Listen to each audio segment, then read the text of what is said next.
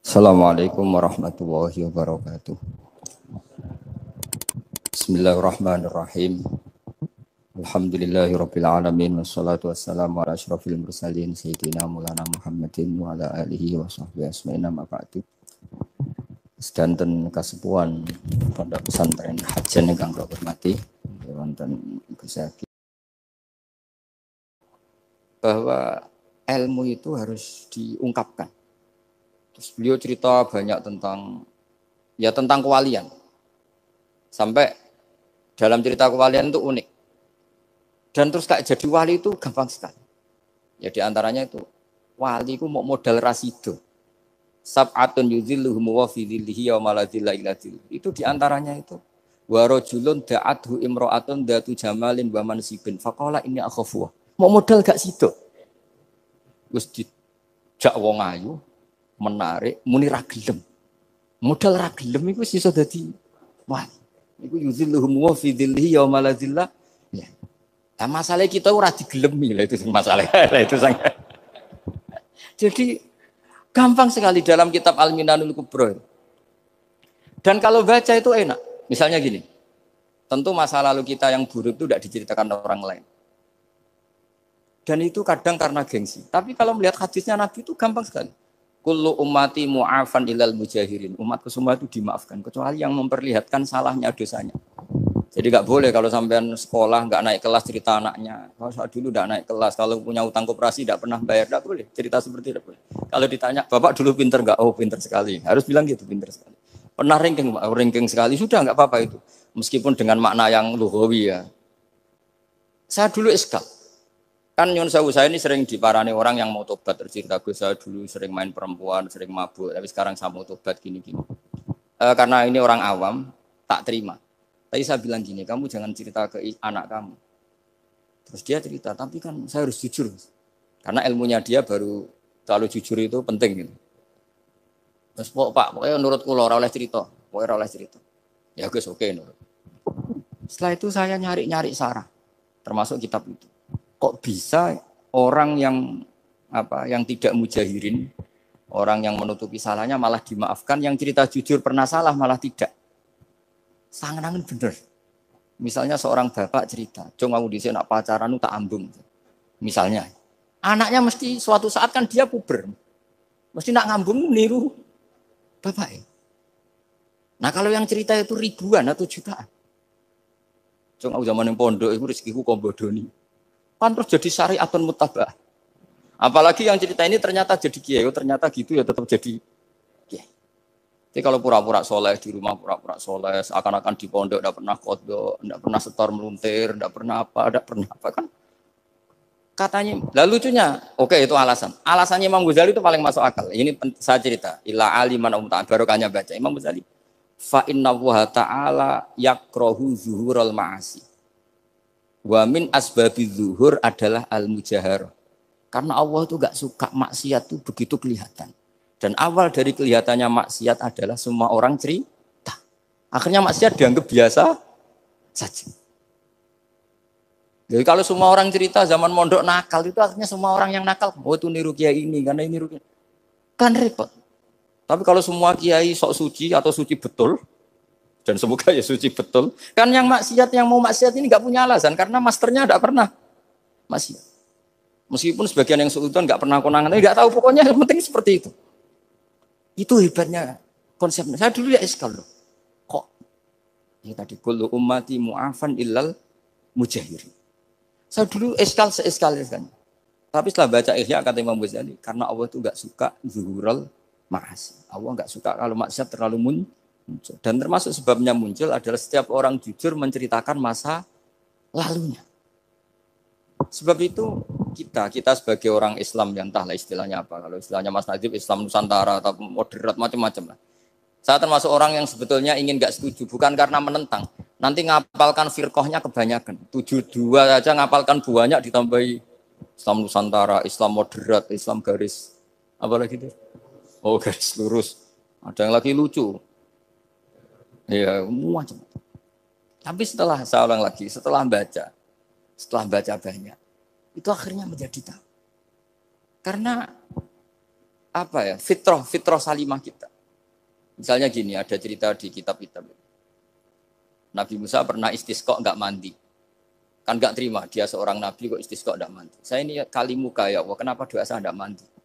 Terus kata Nabi, kata Allah, inna fihim namaman, di antara yang berdoa sama kamu yang istighosa kubro itu ada yang namaman, tukang adu. Nabi Musa ngajarin Tuhan. Ya Allah kan gampang, kasih tahu dia siapa tak usir supaya enggak ikut istighosa, kan selesai. Terus dari pengiran lucu. Saya ini Tuhan, anha anin namimah. Saya ini Tuhan yang mengharamkan namimah. Maka saya tidak akan namam. Anha anin namimah wa akunu namaman. Saya ini mengharamkan hadu-hadu kok terus. Dudono sing kan ya sudah Gusti kalau gitu. Lalu solusinya gimana ini? Nanti solusinya gimana Tuhan? Ya sudah kamu nyari hamba saya yang namanya ini. Cari sama Nabi Musa. Ketemu orang namanya hitam. Makanya saya sama Mas Nadim itu sungkan karena di antara wali itu ada yang hitam. Hitam terus nggak apa-apa ini biar impas, biar saya sampean bisa jadi wali karena madlum. Itu ketemu. Setelah ketemu sama-sama nur. Anta bareh, ya saya bareh. Terus anta Musa, ya saya Musa. Kenapa kamu tahu? Dikasih tahu Allah. Ini karena sama satu nabi, satu wali. Terus saya ini mau istisqa enggak mandi, tapi sama Allah disuruh minta doa sama kamu. Itu doanya tuh ngawur sekali, bukan sekedar ngawur sekali. Ya Allah, apa engkau sudah tidak punya stok air sehingga tidak ada hujan gitu? Apa angin-angin sudah tidak nurut sama jenengan sehingga tidak bisa menghalau awan untuk menurunkan hujan? Faka ada Musa ajab tisau itu di semua kitab. Musa hampir saja jotos, dianggap doa yang enggak sopan.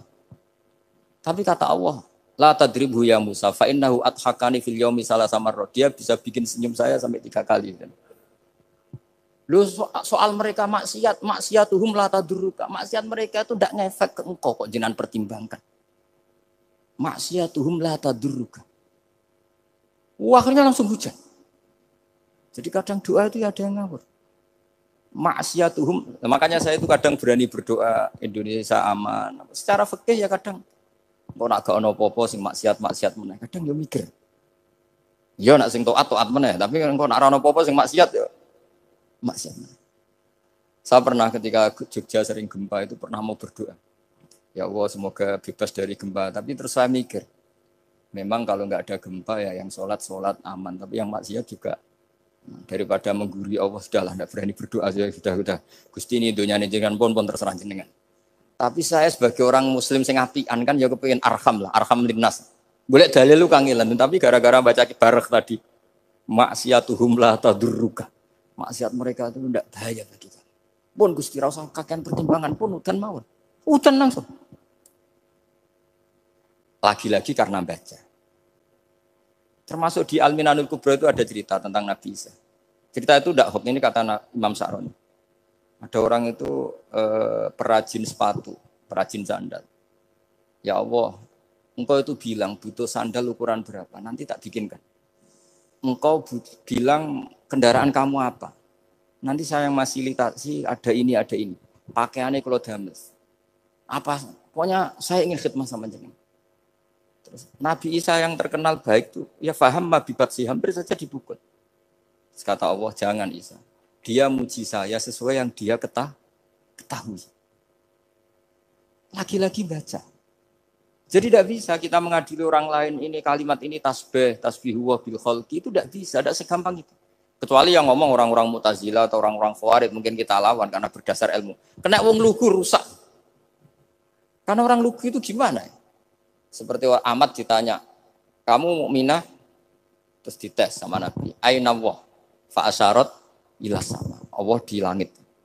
Coba kalau kamu tauhidkan, Allah la yakhullu fi makanin. Berarti kan masalah itu karena Allah laisa kamitslihi. Saya juga pernah diprotes kiai, kenapa ada istilah senyum, istilah susah. Padahal Allah enggak pernah susah. Tak tanya kiai itu. Saya kan sering bilang Allah susah, Allah apa. Gus, kok gitu? Padahal Allah kan enggak pernah. Tak tanya, kamu hafal Quran? Enggak. Ya sudah. Baca aja ayat falamma asafu nan taqamna minhu. Itu dhaire asafa itu kan asifa ya safu asafan. Diikutkan wazan afala berarti asafa yusifu. Berarti kayak dengan ata lah. Ya ata ya'ti ityanan, kalau ingin wazan afala kan ata yu'ti itaan. Sama dengan falamma asafu, mongko sumangsani gawe susah sapa Fir'aun wa kaumu. Nah ini ingsun. Fir'aun mari ribet, mari aku susah. Aku pengiran jadi tandingi. Intakom minhum kataku. Akhirnya dia itu bilang, jebule ning Quran yo ana istilah Allah susah. Iya sembol aku iku wong aku hafal Quran dadi spontan bahasaku mbok salah mbok ora iku jek ana kembarane Quran. Sampeyan masih khusyuk ora hafal Quran akhirnya yo ngene iki kata saya. Akhirnya jebule ilmu iku penting wis suwe nah ilmu iku penting kata saya. Jadi ini lagi-lagi illa aliman au mutal. Jadi saya tuh dapat barokahnya ilmu. Saya sebagai manusia ya takut mati, tapi tadi kalau kadang-kadang melihat mati itu rohah min kulli syarrin. Kita ini meskipun nyun sewu sekarang tidak zina, tidak korupsi, potensi itu tetap ada. Dan yang bisa mengakhiri potensi itu apa coba? Al-maut. Sehingga Nabi ngajarkan kita itu gampang sekali dalam beragama. Ij'alil hayata ziyadatan li fi kulli khairin wal mauta rohatan li min kulli syarrin. Lagi-lagi ilmu yang menyelamatkan kita itu ilmu. Sehingga Umar bin Abdul Aziz ketika mau meninggal, semua keluarganya nangis. Dia tanya, kenapa kamu menangis? Karena engkau mau meninggal. Memangnya setelah saya meninggal mau kemana? Ila Rabbin Karim, ila Rabbin Rahim. Jadi segampang itu untuk melihat. Nah, tapi kalau kita tidak baca, seakan-akan wah mati ngeri, nak mlebu neraka piye. Seakan-akan di alam sana hanya ada neraka. Padahal anak indadzoni abdibi. Daripada nganggep neraka masalah atau eleng pangeran kan ini. Lagi-lagi baca. La yamutan ahadukum illa wa yusnuduna billah. Jangan sampai seseorang mati kecuali dalam keadaan husnudzon sama. Saya tuh masih ingat Gus Yaki pas Bapak gerah itu tak antar ke Karyadi di Semarang. Itu mau kapundhut itu cek guyon. Jong ape mati mbok gawe ning hotel karena di pavilion. Beliau mau kapundhut cek donga khataman Quran, baca sabbahat khataman. Terus tak khataman Quran, terus rasa nangis, aku husnul khotimah, terus kamu udah, kok enak maksudnya, santai maksudnya enggak, ya relax aja. Seperti Mbah Mun itu dulu, saya tuh, ya aku bela wafati sering ketemu, ya ada hanya saya tentu banyak orang sering ketemu beliau. Jawabnya Mbah Mun, Jom, aku nak mati Selasa berarti aku wong alim, nak mati Jumat berarti aku wali, kok penak kabeh. Saya sebenarnya ingin tanya, nak setu bah tahat nih, tapi kok potongannya orang pantas itu jadi. Ketika beliau nyatanya kapundut, Selasa berarti senang status alim. Artinya orang-orang dulu itu, Imam Ghazali lebih parah lagi. Ya saya yakin ya semua orang Islam mati itu baik. Imam Ghazali lebih parah lagi. Itu beliau kapundut, itu orang yang perjalanannya 3 hari itu sudah datang semua. Sore beliau beli kafan. Terus beliau bilang ke adiknya, saya nanti kalau mati yang imami orang ini. Jangan makamkan saya sebelum diimami orang ini. Dulu udah ada WA-nya Mas Nabi, udah ada grupnya. Itu ketika beliau sudah beli kafan, habis sholat subuh, alayya bil kafni, kafan saya bawa sini. Dikasihkan sama adiknya. Ya Allah, ar-ridho bil intiqal ilal malakil. Jadi saya sudah ridho kalau ketemu engkau. Terus kapundut. Adiknya bingung karena orang yang ditunjuk itu harus 3 hari perjalanan. Ternyata datang semua. Datang semua terus. Kok kenapa engkau datang? Ghazali wis kandha aku wingi 3 dina yang lalu. Jadi aku langsung harus perjalanan. Pamit. Lalu kubu sebelah ini cerita Mas Nadi yang tukang tukaran sama kubu sebelah itu Mas Nadi. Kalau saya ini orang baik gak suka tukaran berarti. Masuk orang baik. Yang ngaku orang baik itu penting cara kitab Al-Minanul Kubra karena kalau ngaku orang elek berarti kenangannya Allah sama kamu itu bikin elek, tidak bikin baik. Itu cara pikiran Imam Sa'roni dalam Al-Minanul Kubra. Kamu kan boleh mengatakan saya habis makan, habis minum. Artinya apa? Kamu habis dapat nikmat. Kamu harusnya juga bilang saya habis ngamalkan ilmu, saya habis dapat hidayah. Wong tadi kamu ya sholat subuh, kamu ya baca Quran. Susah opo sing ngakoni tahu apik cara Imam Sa'roni gitu. Senengane kok. Kalau mau bermaksiat berdelok wong wedok, memangnya Allah mau amalah mbek kowe mau elek tok atau mau amalah apik? Ini rada provokator, tapi ini cerita ilmu, Makanya saya kenapa tetap hormat Mas Adib karena provokator meskipun itu asli, enggak karena baca. Kalau ini asli memang suka sombong memang asli. Tapi apapun itu kan tahu ning Mesir, jangan-jangan bacanya itu. Saya baca kitabnya, dia ke makomnya. Imam Saroni kan orang pernah ziarah. Nah, makanya potensinya seperti itu. Jadi saya terus, dulu saya tuh nih Gus ya, bapak itu SK. Bapak itu seneng kancanan wong mlete timbang wong sopan. Saya dulu ya SK. Bapak itu kancanan wong mlete itu. Suatu saat bapak wafat, si pendereknya bapak yang mlete ini tak kancan. Melarat orangnya. Melarat. Mulai terus. Tangan-tangan bener wong mlete. Jadi kalau tak tanya, mun sarapan Mbah, wonge sepuh. Oh wis lho Gus, esuk-esuk wis kudu sarapan wajib. Wis rokok, oh wis. Ternyata dia lebih gampang ngitung nikmat. Kok gak kerja, Bang? Aku nang masjid di 10.000, kon ngino wong kerja ora usah, di 10.000 wis rojo iso mangan iso ngombe. Lha opo ngawula wong liya? Kan kok bener sesuai. Sementara sing sopan kurang ajar. Mbah pun mangan. Terus ngenteni kerja angel kabeh mboten panen men ngenes. Kaya Allah ora tau man. Oh, mungkin karena ini, Bapak. Jadi akhirnya sesuai wae ora pati. Kancanan wong sopan-sopan. Akhirnya kancanan Mas Nadif kan gitu ceritanya. Ternyata orang sopan ya kacau juga mau eling sisi panen akeh tak tahu. Mbah panen kathah. Mboten Gus namung meniki. Pokoke meluh terus. Jadi makanya ini kan apa-apa kalau berlebihan itu repot. Seperti saya pernah ditanya, kalau orang Jawa Timur itu hormatnya sama kiai, kalau sama orang biasa itu kurang hormat. Kalau orang Solo itu sopan-sopan, tapi ya sama-sama ada masalah. Kalau ada kultur semuanya sopan, nanti ya hum yukrimuna aliman wa fasikon wa solihan wa tolihan. Soleh, sopan yang berlebihan akhirnya sampai pernah ada seorang kiai latihan. Ini kisah nyata. Itu teman saya. Ketemu orang Solo dihormati. Sempat GR, barokahnya ilmu saya dihormati orang.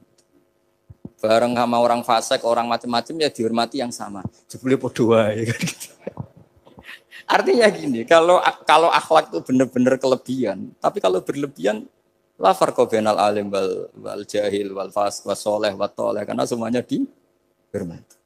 Tapi kalau misalnya ada Jawa Timur yang membeda-bedakan manusia, kadang kita ini juga beratnya semua itu ibadah, semua iyalullah, semua. Jadi terus kita ini mikir yang benar yang mana? Setelah mengkaji ilmu, lagi-lagi setelah mengkaji. Nah makanya saya ingin sekali ilmu ini harus dikembangkan terus. Karena saya kenalnya Mbah Dola, Mbah Sahal, semua Masehi ini min haitsul ilm.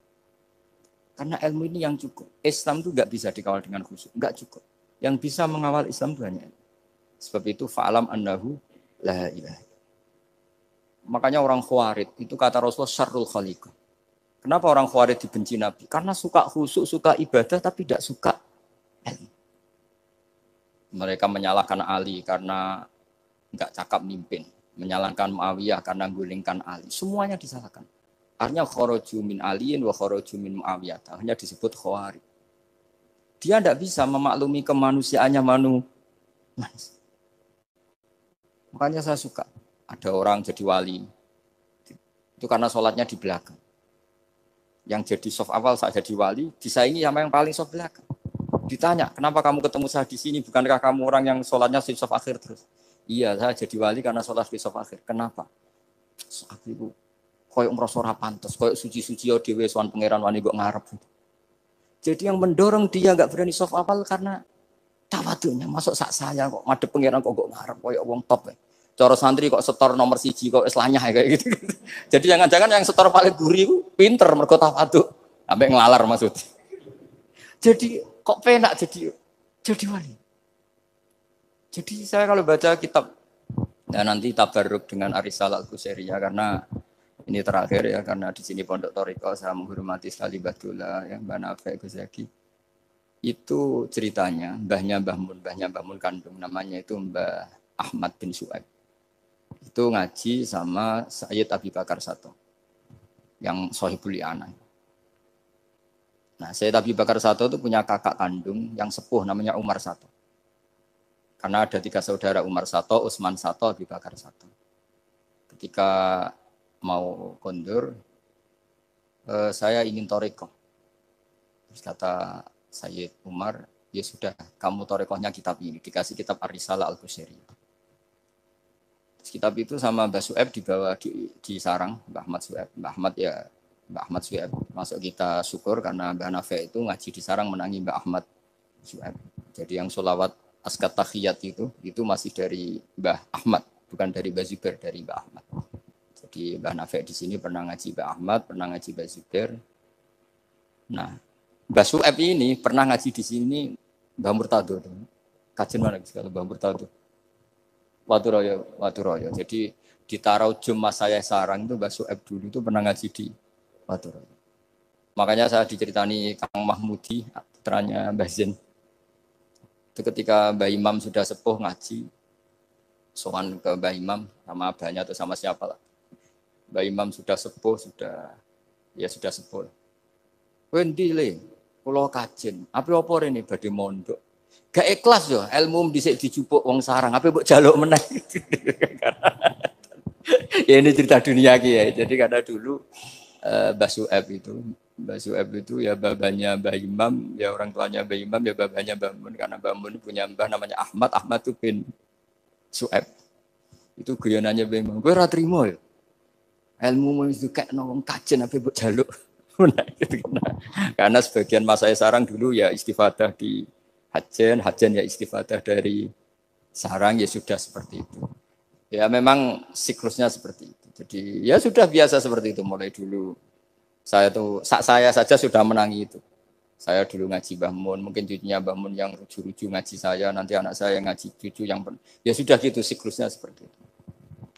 Sehingga terus tarik kembali ke kitab Ar-Risalah Al-Qusairiyah. Dikasih kitab Ar-Risalah Al-Qusairiyah sama Habib Umar Sato. Dibawa ke Indonesia.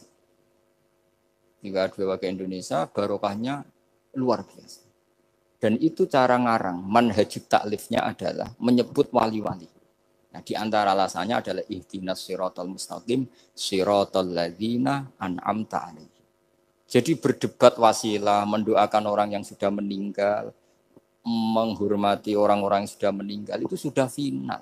Karena Allah sendiri ketika menjelaskan kesalehan itu adalah meniru mereka, meniru orang.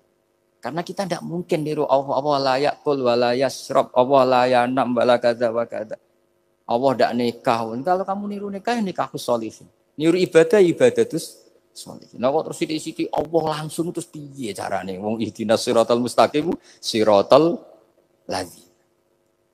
Jadi sebetulnya masalah haul, masalah menghormati orang yang sudah meninggal harusnya sudah selesai karena ihdinas siratal mustaqim siratal ladzina an'amta 'alaihim ghairil maghdubi 'alaihim waladdallin. Terus ini saya untuk tabarruk sama Ar-Risalah Al-Qusairiyah. Ini bukan niat menggurui tapi saya baca beberapa manhajut taklif.